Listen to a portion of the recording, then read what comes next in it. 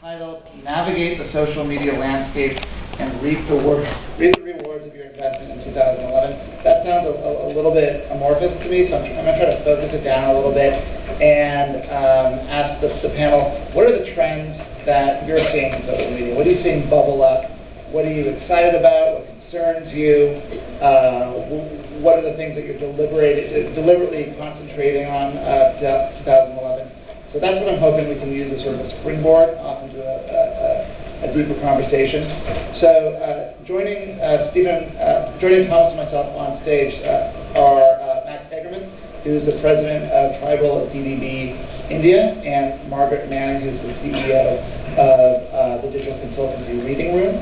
As head of Tribal, Max specializes in interactive and new media advertising, working with such amazing brands as Nike, MTV, Volkswagen, Citibank, and Wrigley. And Margaret, on my left, is a well-known speaker on such topics as entrepreneurship, social and digital marketing, and has recently been sponsored by the Singapore government to lead a series of business clinics as part of the mentorship program for government-backed entrepreneurs. So welcome, everybody. I'll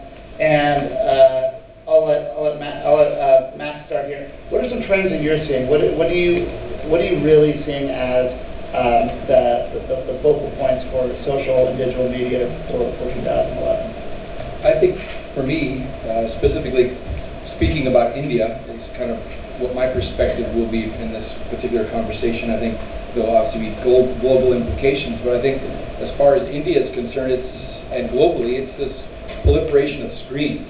And I think it's really about managing where people actually enjoy your content. And I think for India, specifically, it's about handhelds. And I think for us, what we're trying to do is really try to focus our energies on understanding how we can approach mobility or social media on the mobile space a lot more effectively.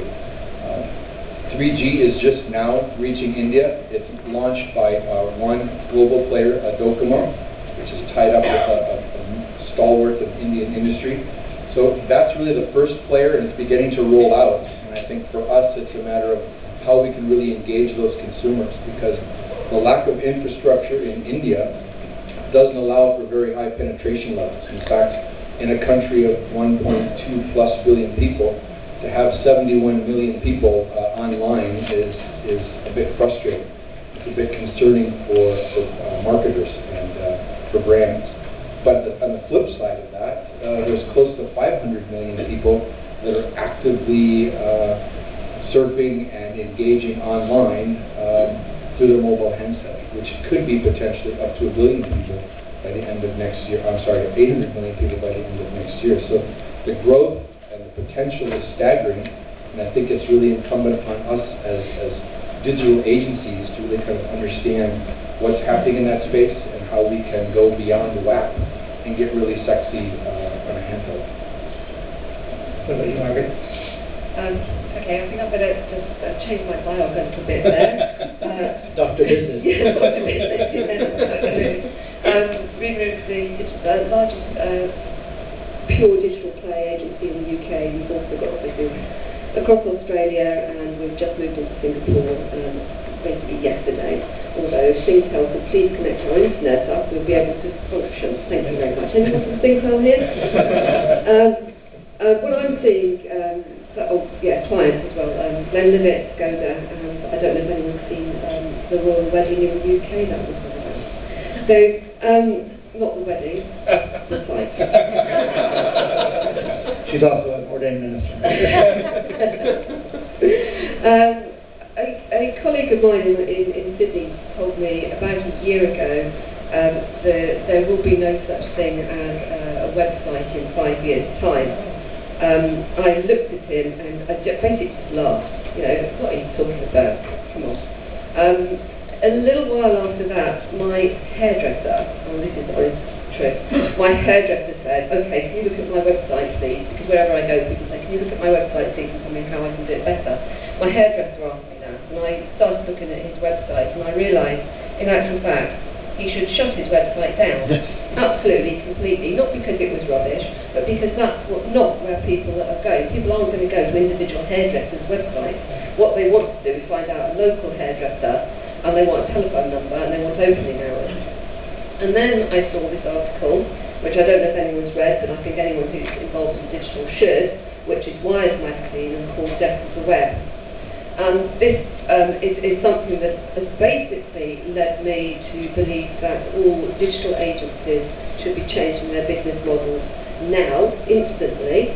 And also it started to lead me, as I was wandering around Asia talking to people, to realise that Asia is actually miles ahead of Europe and the States in understanding these things. So I'll just read you a couple of, I've been asked to be a little bit controversial, so I'm going to go back to there will be no such things as websites in 5 years' time. I think that's going to be very close to true. And a couple of other bits here. After years of experimentation, content companies came to the disturbing conclusion the web did not work. Another one, HTML constructed website turned out to be, I'm quoting here, so this is not my fault, turned out to be pretty piss-poor advertising medium. So I think with that, with the iPad, with mobile, with Steve Jobs and his apps, with the rise of Facebook, Twitter, I think we are at a tipping point, and that tipping point is as interesting and as dangerous and as exciting as 1998. Thank you. I guess the brief is something in the future.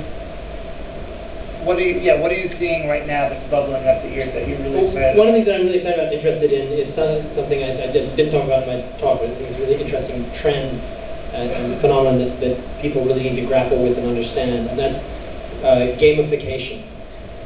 This is where we're trying to find ways, particularly when you're leveraging off of a social graph like Facebook, you're trying to find ways of engaging people in new and compelling manners. This Zynga, which Stephen mentioned, which grew into this multi-billion-dollar company overnight, is one example of gamification of games, but it's more gamification of processes and interactions, which is very powerful. And this is something that we're actually doing internally in terms of trying to measure the progress that people are making in terms of social media and digital through dashboards, through levels, through ways that they can make it fun, and people automatically compete when you measure them against each other. It's a really wonderful phenomenon. And it's sort of a corollary of kind of a Facebook effect, when you have the social graph and you can leverage that gamification over not just an amorphous group of people, but people who actually already know each other in the real world. It's that much more powerful. So I think that gamification is something that will be integral to everything that we try and do on the internet going forward, or it should be.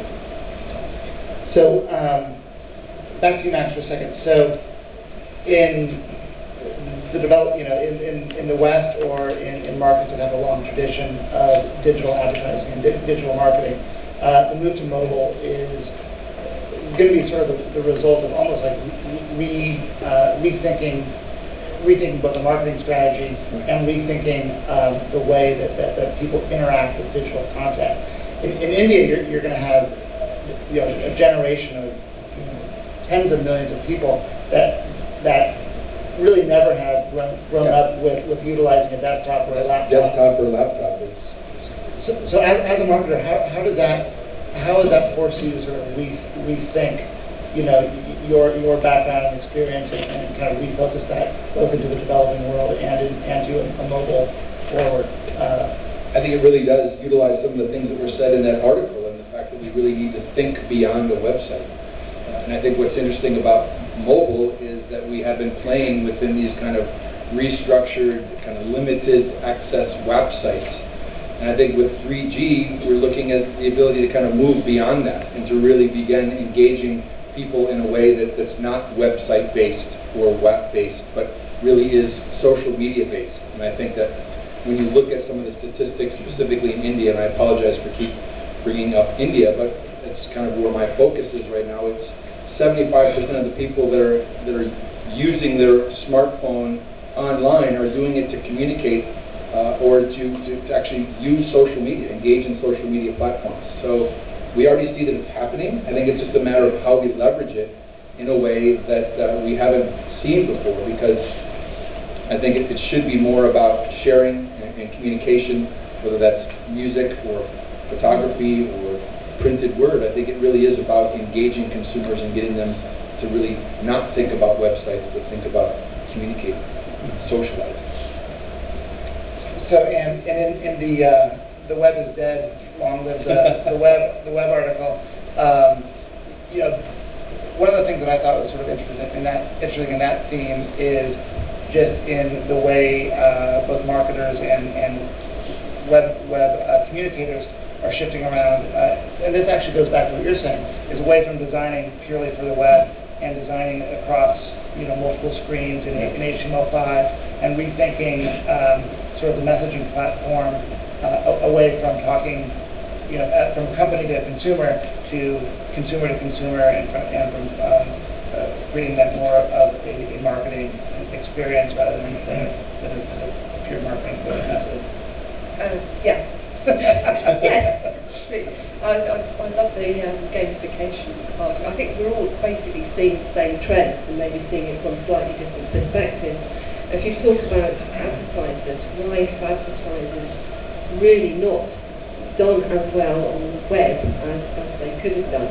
Well, because advertisers are used to sending one message to a global audience. It's a broadcast message, whereas we have seen very clearly that the internet is different to the web. Don't forget, the internet is a different mechanism to the web. The web is www. We consume most of our content now not on the web but on the internet, and that's the web is dead, the internet is actually impressive.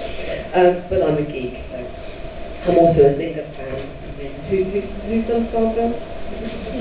Oh, come on. No, come on. There's only one person who's brave enough. There's more people playing Farmville right now than there are Twitter. Yeah. I mean, Farmville and Matthew Awards, I'm totally. But I think that I think that brands have got to stop thinking push advertising and broadcast advertising, and I think they're going to come as much of a cropper on mobile unless they completely fundamentally change the way that they think, and that's going to be very difficult for brands. So I don't think the new world of mobile, the new world of social media is going to make it very easy for brands. In fact, it's going to make it harder. I mean, where are brands on Twitter? How many brands are using Twitter well? Some. Very, very few. If I can add on to that, one of the, a lot of people in this room apparently from marketing, and one of the things that I think sort of adding on to that is that this one-way push-out conversation, or not conversation, broadcast style, is really going to get more and more pointless. You know, people are going to listen less. And what you're going to get is this sort of iteration form of advertising and communication, even for those that are broadcast. And even yesterday, Alan, here from our office in Singapore, we were going over some of the stuff that we're doing in Singapore with advertising. We're running, 50 different varieties of a single ad and measuring its power against other ones in a way that, normally what you would do is put out an ad and leave it there for a month, and then at the end of the month, even in digital terms, you'd say, okay, well, this is the click-through rate, this is how we've done the ad, okay, here you go. Instead, what we're doing, is actively managing this down to the day to see which one is getting the uptake with which demographic, how can we optimize it, okay, drop that one, move into this one. So it really becomes much more of a process than a delivered product. And I think a lot of companies are not actually structured to do that or really thinking that way. So I think getting around moving beyond the broadcast model is one step. I think another step is going to be getting into this rapid iteration mode, where if you're not doing that, your competitors are going to do that and move quickly ahead of you. And I think your point brings up the challenge that we as agencies as well as marketers is to understand the new dimension of metrics. I think before it really has been about click-through rates and how much time is spent on my website. The websites are dying. I think we need to figure out a way, and I think we are as a group collectively, and larger companies, I think, have the wherewithal to really kind of push the process. But I think we need to really be able to communicate in a more meaningful way what the metrics are and the success ratios or the ROI for being on social media, because it isn't going to be necessarily about click-through rates, and it's not necessarily going to be about the number of fans either. It really is about the quality and the quantity of conversations that are being had about and around your brand. So that's the challenge that I think we're facing in India, is that this whole digital thing, whether it's internet or web, is still a bit nascent. We're talking to marketers about redefining kind of how they see digital, and it's a scary thought for them. But I think as we move through this process, we can definitely show success stories, whether it's in the West or now in Asia specifically, about how this new paradigm in terms of metrics is really paying off for marketers.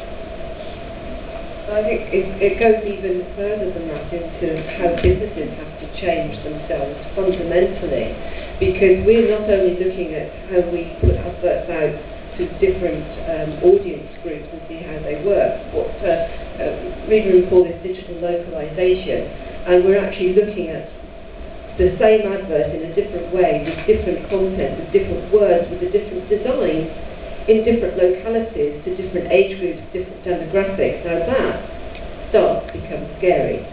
So the same thing we were advertising, you could have a variance of thousands. Now this starts with how a business organises itself. So you start with a global platform, you start with technology, how you go to measure it. It's fundamentally shifting, and I think brands have got to start thinking, well, they may have been scared about using the web. They're going to be even more scared about what's coming over the next 5 years. So how do you manage that between the iterative marketing that we're moving towards versus the hyper localization? How do you recommend a company manage that process? Yes. Well, they have to start with they've got to start with business strategy at the global level. That's the only way that you can actually fundamentally do it right.